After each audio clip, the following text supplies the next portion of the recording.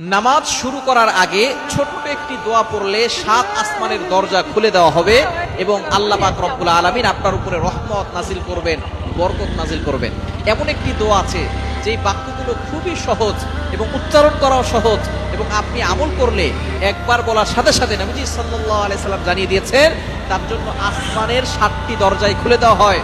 রহমতের দরজাগুলো খুলে আল্লাহ তাআলা তার উপরে রহমত নাজিল করতে থাকেন, অঝোরে বৃষ্টির মতো রহমত তার উপরে পড়তে থাকেন, বরকত করতে থাকে।